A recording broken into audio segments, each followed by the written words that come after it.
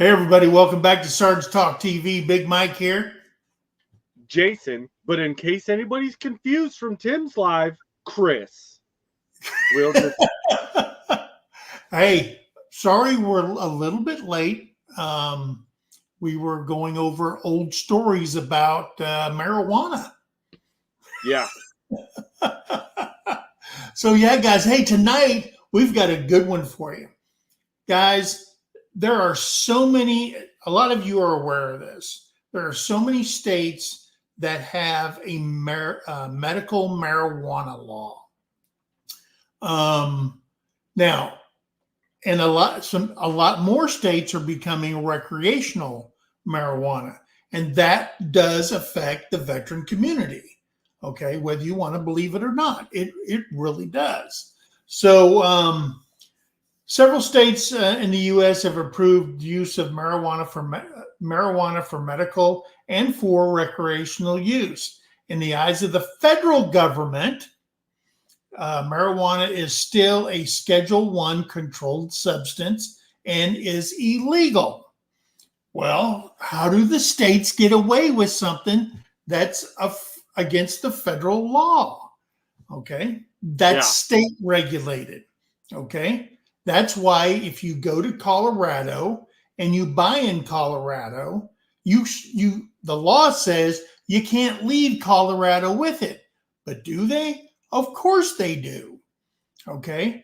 Oklahoma had it on the ballot because, guys, there is so many millions and millions of tax dollars earned by the states under the recreational use. It's insane. I think the first year when we were in Colorado, they put out a thing to the public. Hey, we made $660 million on the tax of marijuana in one calendar year. Okay, so they posted, it's public knowledge. Okay, and they buy every kid in the state of Colorado's got a laptop because what does it do? At the state level for the state tax, it goes to all the public schools. You go to Colorado, there ain't a rag bag school in that state anymore. They've rebuilt all of it. The kids take their computers home. They provide Wi-Fi at the house so the kids can learn. All kinds of stuff that they do with it. Now, we didn't pass it, but in their buildup, they actually put in there that because they have Texas, they have Kansas, left and right, Arkansas. They put in their plan how many people would come from those states just to buy in the state of Oklahoma. Well, it got shot down by 66% by the people in the red state of Oklahoma. Now, the state's going to lose a lot of money on this, and I get that. But the point is this is very prevalent now, and it's become an issue or lack of an issue with the VA. Okay. People do, hey, I'm not telling them guys, but every time you go and see the VA, what's the first thing they do? They schedule an appointment a couple of days or a week before. You got to do a blood draw every single time before you see your doctor so they can look at your numbers and stuff like that. So the VA said, hey, we need to come out with a directive because this is affecting a lot of veterans. Okay. They're self-medicating. Okay. If you got PTSD, what better way to mellow out than to roll you a big old fatty and just chill out, right? Well, and it's natural. So that's been the great debate. There you go. Right? And I remember, even back in my high school days, and like I grew up around the stuff. Like I honestly didn't know that there was a difference between a cigarette and a joint. I didn't. That's how like natural it was within my family. Yeah. And I never knew it was a bad thing until, becoming a teen. And then they're like, well, it's illegal and it's all this because it's in the government's eyes, it's an uncontrolled substance. They don't, and it's only uncontrolled because they can't tax it. Yeah. You know, like, and, but yeah, it's okay for people to grab a cigarette that's full of all kinds of more chemicals than just the tobacco. They can go grab as much beer, wine, and liquor and alcohol as they want and have a great old time. Not, Yeah. I mean, who knows all the chemicals that are in this stuff? Or they want to put you on a pharmaceutical, right? Yeah. Oh, hey, take this pill that was created in a lab somewhere with all this, you know, and so you're putting all these unknown chemicals into your body as to Yeah. where marijuana is a plant, and if you Sure. grow it and be able to process it, it's something from the earth. It's no different than a tomato. Yeah. Um, you know, and Well, yet kind the of. government, yeah, okay, it'll make you a little Tomato, happier than a tomato, right? tomato.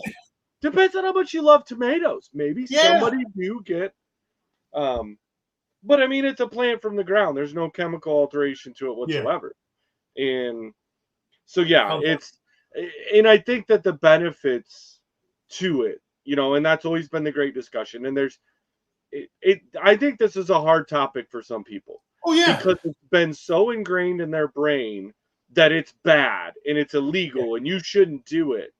Yeah. But yet people are so overseeing the benefits that it has. Yeah. Now, I will be the first to tell you, if somebody is using it just to literally smoke enough to drool on themselves and lay there and not be productive, then that's an abusing situation. But you can do the same thing with beer or wine or, Oh yeah. um, that is not acceptable. But if it's something that, and I know a lot of people that do utilize it, and it provides them more medical care and comfort than any pharmaceutical that's out there. Yeah. And I've actually got a Marine that he up and moved his family from Georgia to Colorado for that reason, because his wife's son, the Yeah. only medical thing that helps him is The the oils. oils they get from producing Yeah. uh, marijuana. Yeah. And What's it called? it CD literally keeps or him something like alive. that? And CBD, something like that. well, it's more than, it's part of the THC oils. It's more than Yeah. the CBD part. Um, but I mean, it's preventing him from having seizures. It's keeping him out of Yeah. pain, and I've it's heard in an that. oil form, and he can take it. But they couldn't legally get it in Georgia, so they had to uproot from their home in Georgia. And they love it in Colorado. It's a beautiful area, but I can't tell you the Politics. amount of times that I see that they post on Yeah. Facebook about they're stranded. You know, they're like, hey, it's snowed in. We can't even get to town to get milk right now or go to work or do any of this. And they don't want to be in the snow, but to get their son care, that's where they need to Sure. be. All right. Hey, so that's what we're going to talk about tonight. Can a Mhm. veteran can a veteran use marijuana, and how does that affect his VA and his care? So that's what we're going to talk about tonight. Glad you guys are here with us. Before we do that, we're going to say hello to some folks in the chat. And let me get this way up there. Right now, let's see, I think we had 22 people hit the thumbs up. And Linda Peterson says, make sure you hit it and subscribe if you're not subscribed. I see Joe Fix It For You. There's Joe. He's in Georgia. He Yeah. is in Georgia. All right, Yeah. I'm going to scroll back to the top. We can team it up together. There's Terry over at MT Homestead taking Sorry, Major. control of this wild group tonight. See, Linda Peterson made it in. Yep. There's Dana Mason saying Yep. hello. Her and Tim, and I will say out here, like, we've been, so schedules got crossed a little bit, but Tim and Dana aren't too far from us right now in Tennessee, and had a great time, but we had other plans for the weekend, and we're super bummed we didn't get a chance to kind of go hang out with them. And I know Yeah. they're still hanging out for a couple more days. Maybe they'll get a chance to swing up, but we had to do some help, and then obviously our whole point is being here with her pops. So Yeah. See Judy Herman. Yep. Judy Saying Herman's here. hello, everybody. There's Anna Bohr. She said she made it out of Ridge Life.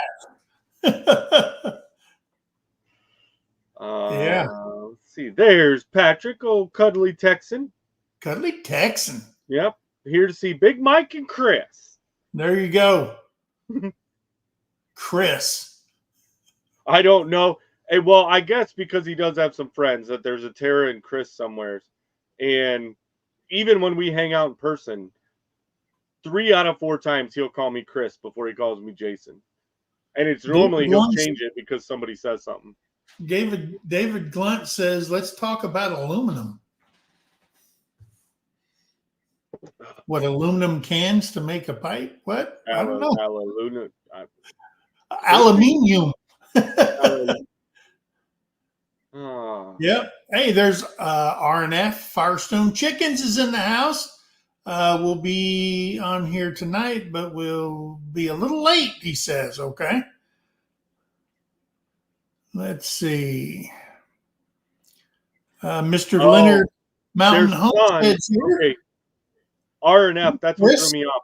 Their son Robert is still serving. That's what they were talking about. Oh, okay.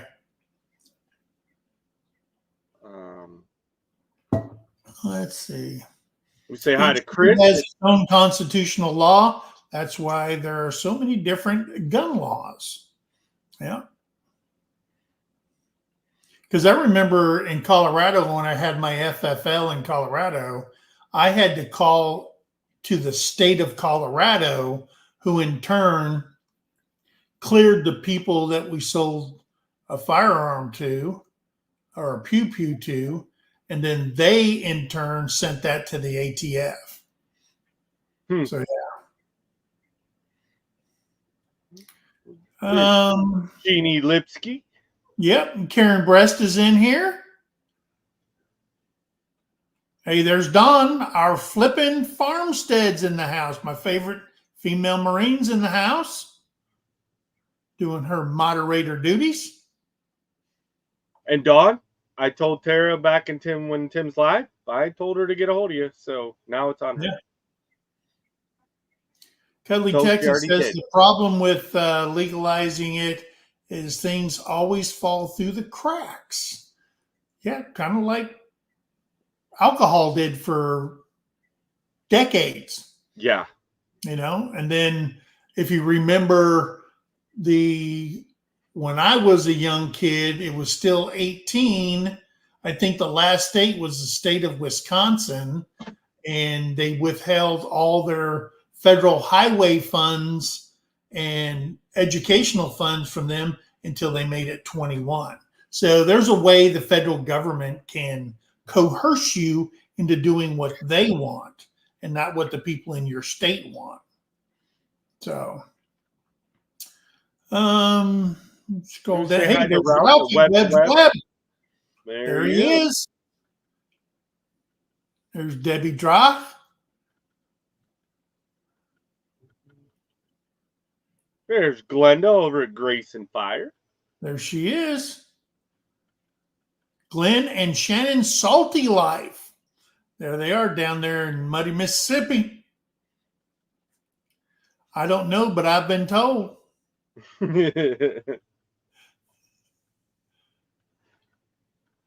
Yeah. Let's see. Who else we got in here? Actually, I wish tomatoes calm me down. I know, right? Wouldn't it work? There you go.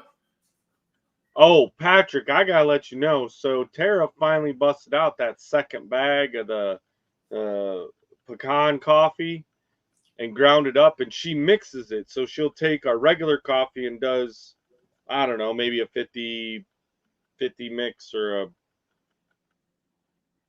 30. I don't know. She mixes it somehow. So it's regular coffee and some of the pecan coffee in with it. Oh, I'm not a fan of the flavored coffees when it comes to hot coffee. Just give me regular coffee black. But that stuff, that's pretty good. Yeah. So states are legalizing it so they can tax it. Well, of course. Of course they're putting it on the ballot so they can tax it. We lived in Pueblo County, Colorado. All right. It's our second place we lived in Colorado. And I will tell you, within 2 years, you couldn't find a pothole in that county because the county tax went to roads and bridges. Okay. And then when it's done with that, it went to public services. And I mean, these guys tore up roads, relaid brand new roads. Then they went back and tore up the road that went through the gullies and replaced it with big, gigantic square culverts, took out the bridge, built new bridges. I mean, they spent the crap out of this money to the point where if you live down a gravel road, and let's say you're the only one on that road, they didn't know what to do with the money. So they paved the road and it was a private road. Now they're going to tear down the Pueblo Dam and build a brand new dam for electricity. There is so much money being made. And like yeah, for sure. I mean, I seen it. Like we were living in Michigan when it got legalized. Yeah. And I know I seen Glenda,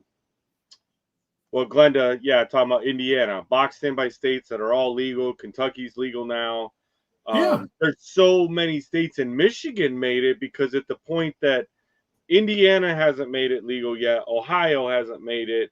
Illinois, I don't know if Illinois maybe Illinois did, but kind of what you were talking about with Oklahoma earlier, because like even at home in Arkansas, Missouri is, but Arkansas isn't. But the amount of revenue that these states are making that are legal, the people that live within what they feel is a reasonable distance drive, they'll drive over the state line. And all that money with the taxes is going into roads, schools. It kind of reminds me, not that it's marijuana related, but it reminds me of back home in Michigan where there was a casino. One of the Indian tribes owned a bunch of land over there. They wanted to put a casino in. Well, all the locals kept voting against it, kept voting against it, kept voting against it. Well, finally, the tribe, they won in court and probate and all this stuff and said, well, we're going to put a casino up here. Like, we're trying to do it willingly. You don't want us to. We're going. That casino puts hundreds of thousands of dollars into the individual schools in that community that they wouldn't have got anyways. The only way they could have got it was to raise property taxes. And the casino's like, well, we're going to make money hand over fist. We're a casino. Right. And they sponsor just about anything that goes on around that whole county and a couple of the surrounding counties. And the marijuana deal, when they can put in dispensaries, they're doing the same thing. Hey, so this is off the subject because it's a big thing out there on the interwebs and stuff like that. So here's the deal. A combat veteran, if you look at your DD-214 and you served Afghanistan, Vietnam, in your 214, Iraq, wherever, it actually has your deployments and combat zone deployments listed in your 214. Okay? That makes you a combat veteran because you served within the boundaries of that conflict or that war or whatever. Okay? Because you served in the military, and let's say you never deployed into the theater of operation, you are not considered a combat veteran, no matter what the celebrities, Montel Williams, says, because you served, you're a combat veteran.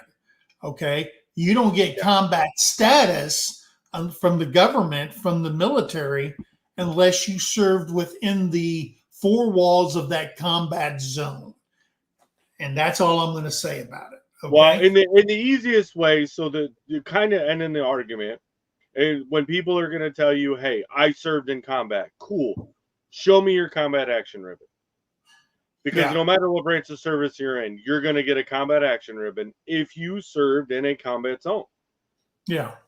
And if you didn't and you don't have the combat action ribbon, then you can serve during a combat period, but if you never went in that zone, and it actually, and I know this is going to sidetrack a little bit, but this is kind of some of the debate. I remember, for me, the first time experiencing that was in 2003 when we Yeah. invaded Iraq and went up to Yeah. Baghdad. Was, if you read the criteria of who rates a combat action ribbon, who, you know, who gets to designate, well, part of that criteria says you need to be fired upon and you need to return fire. Yeah. Okay, fine. Legit, right? We're going to go there. Well, then it got down to the nitty gritty of who rated combat action ribbons and who didn't. The same tank. It's a 4-man crew.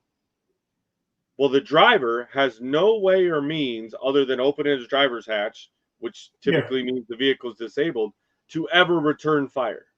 Yeah. He's receiving it. It's hitting the tank. It's doing all this stuff, but he's driving. That's his job. He has no weapon systems. So he doesn't rate the combat action ribbon. But the other 3 in the turret, if the loader returned fire with his auxiliary weapon. If he didn't, if all he did was load the main gun, well, he didn't fire his weapon. So that became a great debate. And then they kind of, I don't really want to say remove the luster of it, but remove some of that confusion and gray area of, you know, so you're telling me 2 of 4 people that were in the same vehicle going through the same thing, 2 rate it and 2 don't. And they just said, no, if you serve in this theater or, you know, in this country, in this area during these periods, that's considered combat. And that's where a combat veteran is. But if you ran over a landmine and everybody lost their legs, you got one too. Well, yeah. It's just, but they were in, but they changed it. They changed it because when I was in, they didn't have it. That didn't, combat action badge did not exist. You did get a right shoulder sleeve insignia. That's your combat. Okay. Okay. They still get it in the Army. But then when I read back, because there's a certain start date of the award, okay, and it just continues on. I didn't fall in the start date because I retired in 2000. And my last deployment to a combat zone was 1998, was my last deployment. So, and it doesn't matter to me, you know, everything's in a box somewhere anyway. But as far as combat itself, now Montel Williams was a freaking Navy SEAL, okay, but he's got too much Hollywood up in his brain now, and he's trying to help his political party. But that and a lot of the veteran community just absolutely shun him for his comments on that. Yeah, you need to be in country and where the bullets are flying and not where they're being trucked around and stuff like that. So, right. And that comment there from Glenn, yes, I agree. So anyway, let's continue saying hello to people. Thank you, Patrick, for stopping this entire show.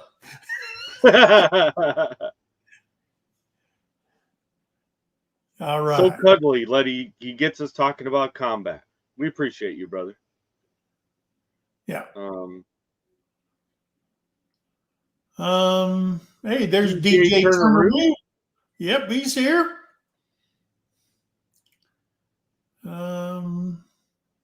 She's a. Oh, Judy Herman. What's a Hoosier? A Hoosier? Hoosier Club. The Hoosiers? Indiana Hoosier. Oh, Indiana Hoosiers. Oh, okay. If you were close to Indiana, we called them Hosers because we were from Michigan. What's a Hoosier? What's a Hoosier? A Hoosier? Yeah. Somebody from Indiana. I don't know what that's their whole mascot is, like the Indiana Hoosiers. I'm not really sure what if it represents a certain thing or whatever, but Karen, my hip is doing awesome. I'm laying off the painkillers not every 4 hours now.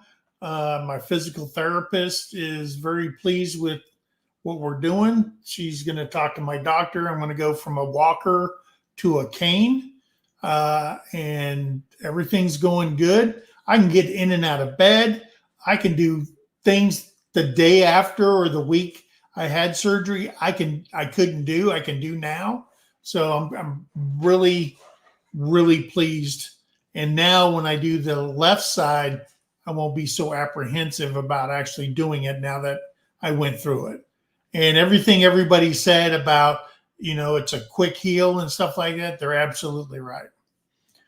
Let's see. This is Frank, and I am a Hoosier. Also, my wife is a San Diego native. Okay. I still want to know what a Hoosier means. Linda says. What did Glenda say? Scroll down, you'll find it. It's toward the bottom of the chat. Well, let's see. Glenn. Yeah, changed in Mississippi. Yeah. 86. Wow. He locked out. He turned 18 in 86. He goes, man, I'm sure that didn't stop many people. Well, I remember, what was it here recently? Well, a few Hey, years ago. Pacquiao's here. When they changed the tobacco from 18 to 21. And it was like, okay, well, what are you going to do with the 18, 19, and 20-year-olds that are already buying their own tobacco, living on their own, and now they can't even go buy their own tobacco till they're 21? Yeah. And it's kind of strange, you can be 18 and buy a shotgun, but you can't buy a handgun. Yeah. Yeah.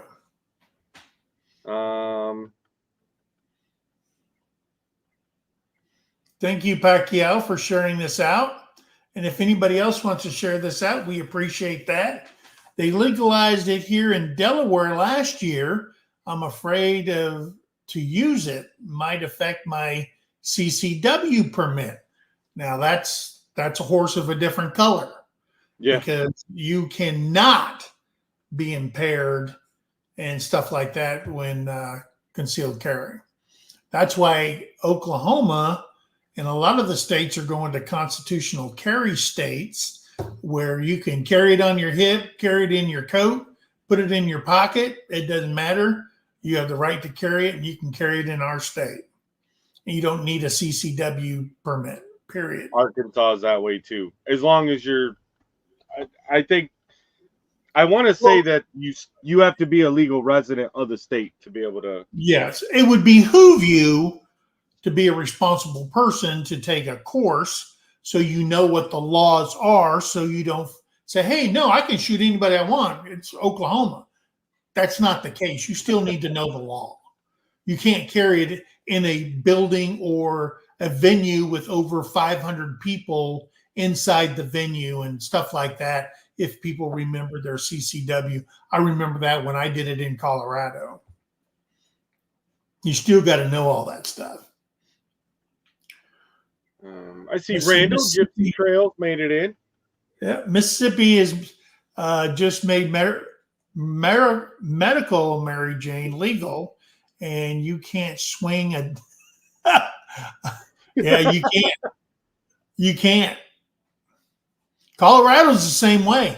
If you see a green cross, that means pot sold there, and they were everywhere when we moved there.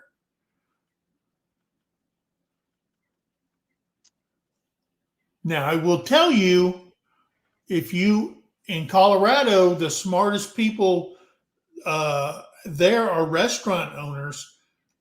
If you want to open up a restaurant, find out where the medical marijuana stores are and open up a buffet of some sort right next door to it. Because, dude, I've seen several of them. Where was the last one that I had seen? They put a dispensary like right next to a restaurant. Like it was one of those like, hey, get your waffle, like a Waffle House and then a dispensary. But it was a local restaurant that they put right next to it. And I was like, that guy right there is a marketing genius. Yeah, because they're going to come out of there. They've done sampled. And now they're going to have the munchies. Yeah.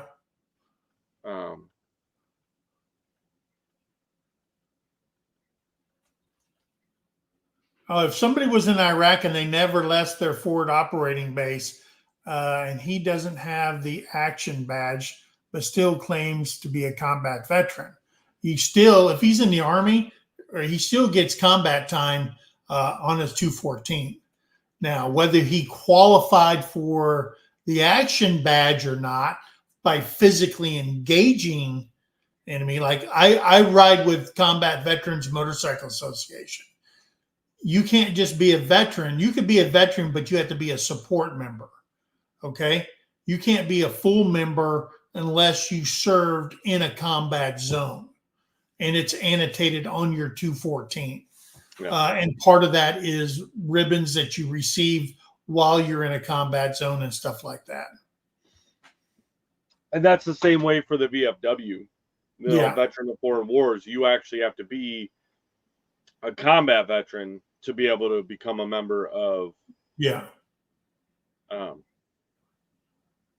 So I've been watching as they're talking about, Debbie Drock, Indiana made Hoosier cabinets.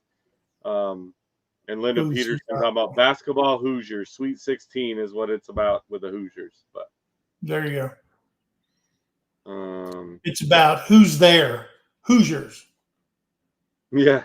It's kind of like being down in New Orleans and saying, who dat? Who dat when I say who dat? Oh, right there, David. Yeah. Yeah. I think the big thing on there is this guy from the governor from Minnesota making kind of claims and stuff. And when you fact check people, when you're running for the second highest office in the land, I'm pretty sure you get. That's why I would never run for office. I don't need people digging in my background. No. Well, and then you get so criticized for every little thing that you do. Oh, yeah. And it's not that people don't agree with what you're saying, but then all of a sudden, all these people that all of a sudden, they've developed feelings, and those feelings matter more than laws. Yeah. And yeah, you couldn't pay me enough to be a politician nowadays. No. Yeah, Indiana is a right to carry state, but the permit helps if you cross into states. Yeah, I think there's like 32 states that are part of that CCW. Yeah, so you can carry in there. Well, and certain states also have, what do they call that? It's a oh gosh, it's a big word. Reciprocacy. Huh? Reciprocity. Yeah, see, Sergeant Major knows these words. She knows them. If you get it in one state, then it's good for other certain states, but you need to know what those states are, because it's not all states. Yeah. So there's Tiffany, Canadian Family Life. She is. All right. So Angie. No, hey, Cookie made it in. Miss Lila Newton. Yeah, Cookie's here. Yeah. All right. So I think we said hello to everybody. Now that we said hello to Angie and Cookie. Hey, there's Reverend Green. Well, we're going to say hi to Angie's dad, too, because she's right there with him. All right. Let's see. Okay. See, they're typing it, but it doesn't mean I can still say it. Yeah. I don't know. Yeah. Yeah, you can spell it all you want. It coming out my mouth correctly may not work. Yeah, I know. It's like they spell it. They're like, say it this. No, that doesn't help me. You just say it for me. What's Glenn say? Jason's a reciprocator. I don't know, kind of like a velocitor, but not really. Now I'm a dinosaur. Let's get into this, okay? So, like I said, a lot of states are becoming medical marijuana first, and then they go into the recreational, and they're only going into the recreational for the tax dollars. That's the bottom line. It's all about the almighty dollar, that red dollar, okay? And again, in the eyes of the federal government, It's a Schedule 1 controlled substance and is illegal.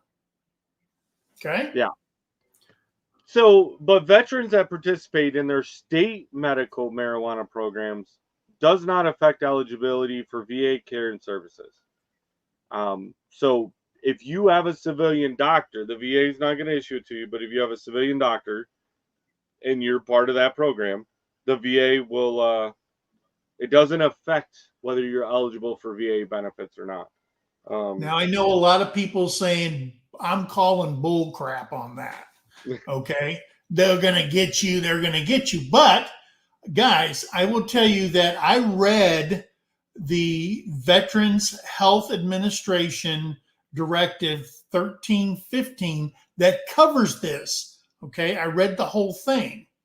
And we're going to tell you about the 7 policies veterans need to know about when it comes to marijuana and the VA.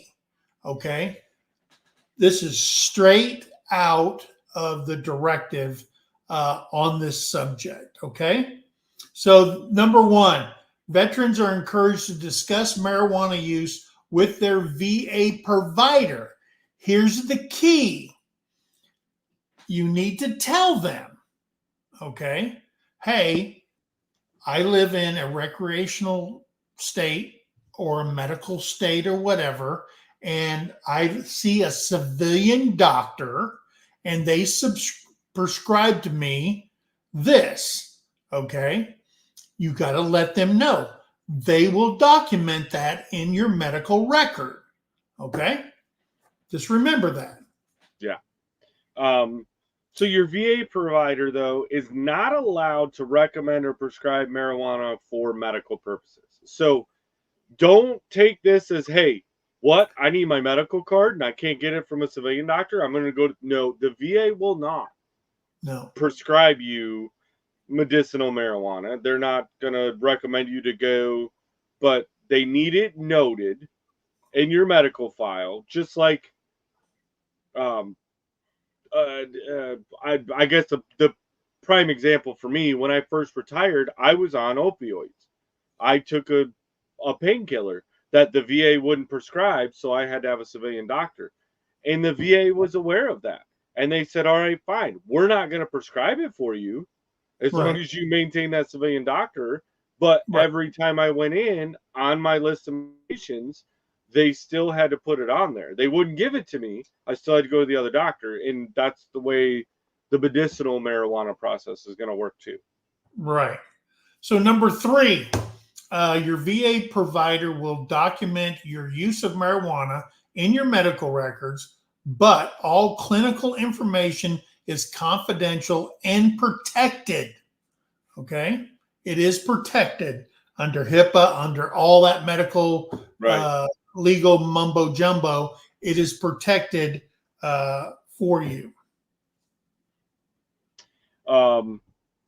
And yeah, so the VA provider cannot complete paperwork or forms required for veterans to participate in state-approved marijuana programs. So, yeah, you're not going to get help from the VA saying, hey, I need this and this is why, but they're not going to dock you and say, hey, you don't rate to come here anymore.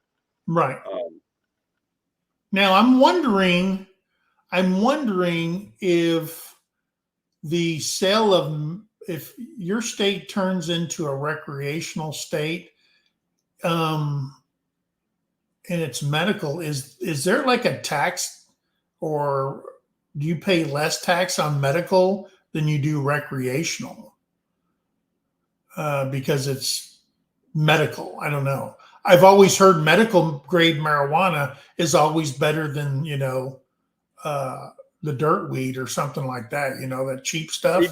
That is, yes. So the medicinal does have, but and that is kind of the limit on the recreational, is it's only allowed to be so potent. There's a THC level involved in it, and I don't remember what the level is, so I'm not even going to try to throw any numbers out here. But coming from Michigan, where it went from just medical to recreational, and knowing a lot of people that are been involved in that whole process, was the medical can be a stronger dose than Yeah. you can get through. And I don't know about the tax rate thing. I don't know that ever been brought up. Because I know in Colorado, my son was in a car accident, and of course, he went to the doctor. They gave him a medical marijuana card, and then he got a list of reputable, I guess, I thought they were all supposed to be companies that sell it, and they actually came to his house, and this lady, she was in scrubs and stuff, and she came to their house, and she had this tackle box with all these vials in there, and they were going over his thing from his doctor and stuff, and because he was getting these severe migraines and stuff like that, and they prescribed a certain kind of marijuana for his migraine headaches. Now, I didn't know, back in the day when I worked drug enforcement, I didn't know it was broken down that this and that, because I know they lace it and they do certain things to it, the growing process and stuff like that.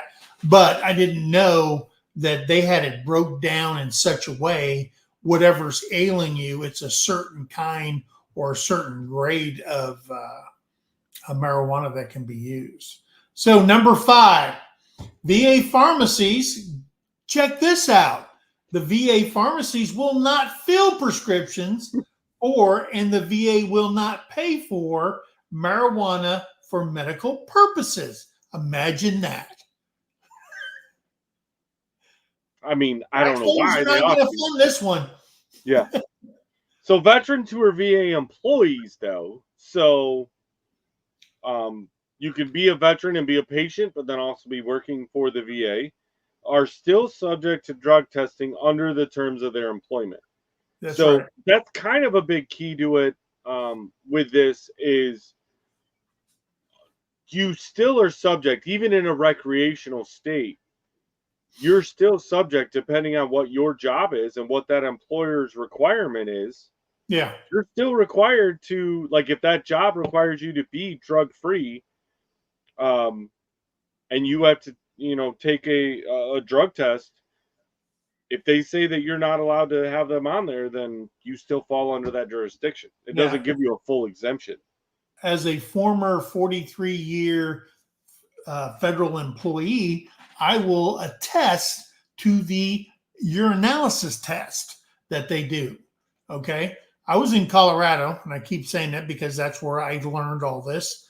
In Colorado, I do remember one of the pharmacists being caught and losing their job, their license, and everything for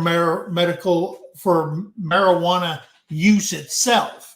And the reason they caught it was an old veteran went into the hospital and said, "Hey," gave his pills to his wife, and she opened it up because she always checked him because she was a nurse before in the military. And she opened it up and she said, "Hey, this is only green on one side and the other side's yellow."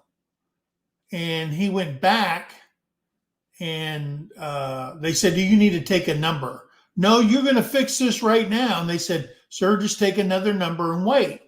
Well, they went to the hospital administrator and said, "Hey, my husband's supposed to get this medicine, and it says it's that medicine, but the pills don't look the same." And they said, "Well, sometimes, we go through a different manufacturer," and she goes, no. And come to find out, they gave him a totally wrong pill. So they went in there, come to find out, when they did a urinalysis on there, because they got to do a urinalysis anytime they screw up like that, THC levels were up. And he actually he had to go to federal court on that because the pills would have killed that old man. Yeah. Luckily his wife, his sergeant major, did her due diligence and checked up on everything. So anyway, all right. So most importantly, number 7, veterans will not be denied VA benefits because of their use of marijuana. And that's in bold in there. Okay. That's in bold. So, guys, those are the 7 major policies within the directive that we just read off to you. If you want to read the directive, and there's additional policies the VA has regarding the use of marijuana for medical or recreational purposes, which can be found by visiting the web link in the description if you want to read the entire directive 1315 at your leisure. So please do that. You can just click on there. It'll take you straight to it. And it'll give you all the information if you don't believe Mike and Jason. Okay. But I'm going to tell you something. I read it. And now, does the federal government change their mind sometimes? I don't know. Probably so. Yeah. As of right now, that's the clear directive. Now, if all of a sudden you got something wrong with you, okay, and they're checking on you, and all of a sudden, hey, you didn't disclose that you were, because you got, I mean, your THC is like off the freaking chart, guy, because you're smoking a fatty every night before you go to bed because it makes you sleep better, right? I don't know. You smoke one, you eat a whole bunch of food, and you pass out. Like Thanksgiving is not the time to get high. Unexplained weight loss. Yeah, you might explode on Thanksgiving, okay? Yeah. Because of the munchies and stuff like that. But please read that directive. If this pertains to you or somebody it pertains to, just say, hey, go to this directive. It says it right there, as clear as mud, what the VA can and cannot do and what you can and cannot do, okay, within the directives. So, yeah, I thought it was a good subject to talk about because it is so prevalent in so many states now, whether it's medical marijuana or whatever. So we just wanted people to know about that and where the VA stands on this subject. So plus it was a pretty good thumbnail. Right. With all the smoke in the background. Get the so I clicked off the comment already, but Annabore, she either has really thin walls or really good speakers because her neighbor was like, are you guys talking about marijuana? Like her neighbor can hear our conversation through the walls. Annabore, turn up the hearing aid and turn down the volume. No, but Lila says her opinion is pot has no business in or around the military, none whatsoever. And Lila, absolutely. If they are active duty and currently serving or have an option, whether they're, I don't even want to say active duty, if they're reserved, if they're in any way, shape, or form that they can get activated to be able to go overseas or serve our country, 100% with you, no drug use whatsoever.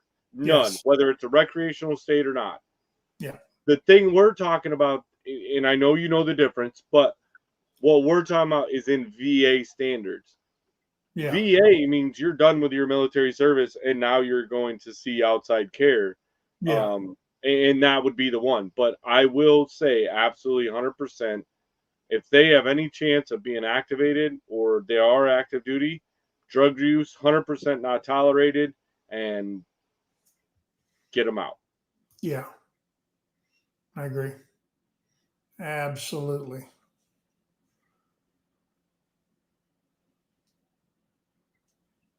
Yeah, it's good for so many different things, Yes.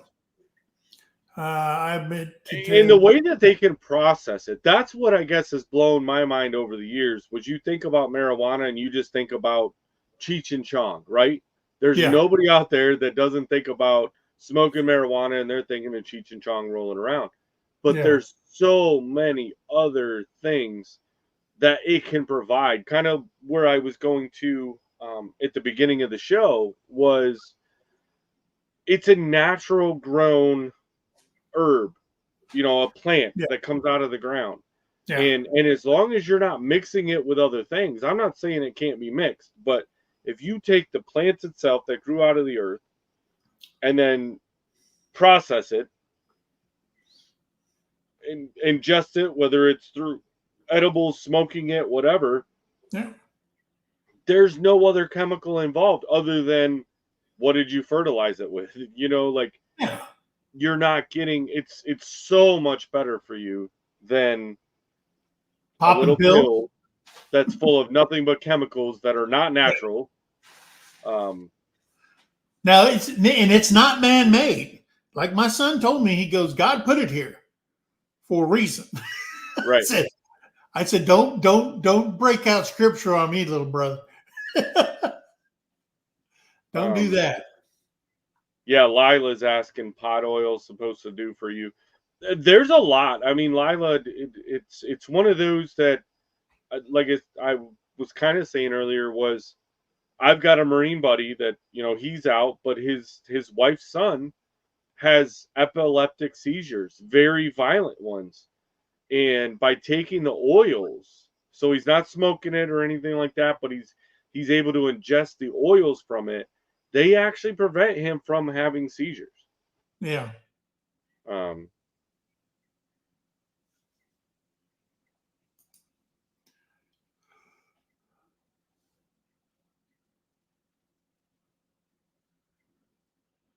Yeah, it's given to cancer patient. Yeah, she's right.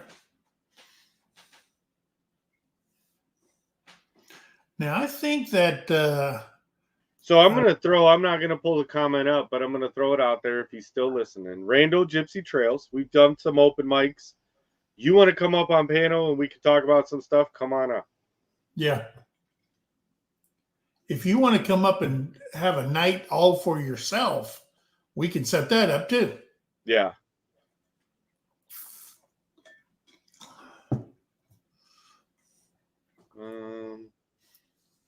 Now I do know that I know in Colorado that the law in Colorado, you can personally grow 10 marijuana plants, but they can't exceed 6 foot tall because privacy fence are set at like 6 foot something. So they came up with a law that you can grow a maximum of 10 plants and they can't be over 6 foot tall. Do people abuse that? Sure, they do. Do people trim the top so it bushes out? Yeah, they do. But that's the way the law was written. Yeah. A lot of people, people who smoke marijuana, they're probably not your bank robbers, okay, or heinous criminal whatever type people. They may shoplift, some stovetop stuffing or some mac and cheese or some Doritos. A little bit they of might do beef that, stick from the 7-Eleven. or some beef sticks, but they're probably not. And one of the big problems in Colorado was, I drive better when I'm stoned. No, you don't. Okay. Because they get pulled over all the time doing 30 and a 60. So the cops in Colorado, hey, well, that guy's really under the speed limit. There's our probable cause. And a lot of people get in trouble. The second thing people get in trouble with that we found out through living in a state like that was your kids getting access to your stash. You know what I'm saying? You go to one of the stores and you buy some Haribos over at the store for your kids, and then all of a sudden they look and in the cabinet, hey, there's a Ziploc bag full of Haribos. Okay. And they ain't the good Haribos, the little gummy bears. Yeah. And the edibles, I would say, and they're handing them out at school. Yeah. The edibles are definitely potent. Yeah. And that was the big thing that I was always warned about was be careful. If you were a previous user where you just smoked it, if you go to edibles, the potency on the edibles, and it doesn't hit right away. Yeah. Um, so it was one of The green those ones will that, knock you on your butt. yeah, and they will. They're kind of like that. I don't know. I remember back in the day, it was creeper. Yeah. Like, hey, you do it now, it's going to catch up with you in a little while. Sure. Um, and honestly, you talk about like, well, and there is the danger of your kids getting it, right? A gummy bear is a gummy bear. How do you know it's got something in it and it doesn't? Other than keep it out of the packaging. Yeah. I've Even- actually witnessed and seen it wasn't the children. It was like your elderly parents and grandparents that have a sweet tooth, and they're like, ooh, brownies or chocolate chip cookies in the middle of the night, and they eat a whole bunch of them, and then they're staring in outer space, and you're wondering why. And you realize that they ate the brownies they shouldn't have ate Yeah. because they had a sweet tooth. Yes. Yes, Lila. They still make brownies. Yeah, they Yeah. make it in, and that's the thing. And I think Neil had put on there about talking about like CBD versus THC because Yeah. you don't want the high effect. Right. And I think that that's where legalizing has made it has made dosing so much more simpler. I personally, guys, I'm gonna throw it out here tonight. I personally cannot smoke it. I used to before I went in the Marine Corps every day, all day Yeah. long. Yeah. Absolutely. But I grew up around it. My body and my brain doesn't understand moderation. Yeah. So, and I've tried it since I've retired. I was like, oh, I can go back to this. No, I can't. I wake up in a random yard. Well, luckily it was my cousin's yard, but still shouldn't have been sleeping in the yard. Yeah. Um, and that's where when you do it in an edible or you have some of these other options, right? They have like vape pens, um, in gummies, edibles, however you want to do it, you can control it in that microdose. And Yeah. it's Because helped a lot of people, way more people than pharmaceuticals. I've been in stores, and I swear to God, you thought you were at the candy store on Willy Wonka. You know where the kids went in there and Oh got yeah. all the treats and stuff. That's what it looks like. It's crazy. I mean, you Oh can yeah. buy a lolly. You know the Tootsie Pops. You can get the Tootsie Pops at one of those stores, and you can suck on that thing all freaking day, and you're stoned out of your freaking brain. Yeah. Now, what if a kid sees it? All he sees is a sucker, and he's sucking on that thing, and you know, next thing you know, you're taking your kid to the hospital because he's acting weird or he's going into convulsions or whatever, because it's a little bit too much for a 5-year-old to handle. You Yeah. know what I mean? Oh, there's a severe level of responsibility Oh that yeah, needs to be had when you're going into those situations because you need to keep that stuff separate, even from yourself sometimes, because you're like, oh, you know, maybe you had some, but then you forgot because you already had some, and yeah, then you go to take more, and next thing you know, you're going to another dimension, and you're like, how did I get in outer space? I thought I was on my couch. Um, but yeah, it's and but I guess the whole point of tonight's show, not that we've gotten any sidetracked at all night yeah, long, was the fact that talk to your VA provider, guys. yeah, I did this when I was in Michigan as a recreational state, and she had asked me. I was not participating in recreational, but I had asked her. I said, if I was, that is it's been a very good pain management thing for a lot of my friends. Could I? And she's like, I'm just going to put it in here. You use it. We're not going to give it to you. We're not going to authorize it to you. It's just going to be noted in here so that when they do blood work or they do a urinalysis, hey, he's admitted that this is in their system. It doesn't disqualify you at all from receiving your services. Yeah. I think he missed the first part about why we had this. Oh, that's a good possibility.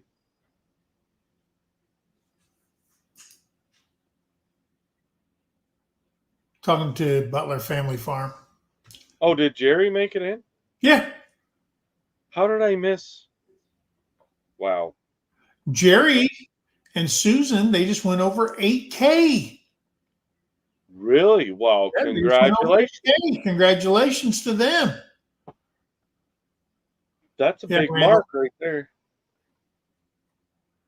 So yeah, guys, hey, if you got anything out of this, the main point was those main 7 things that's in the directive 1315 from the Veterans Health Administration.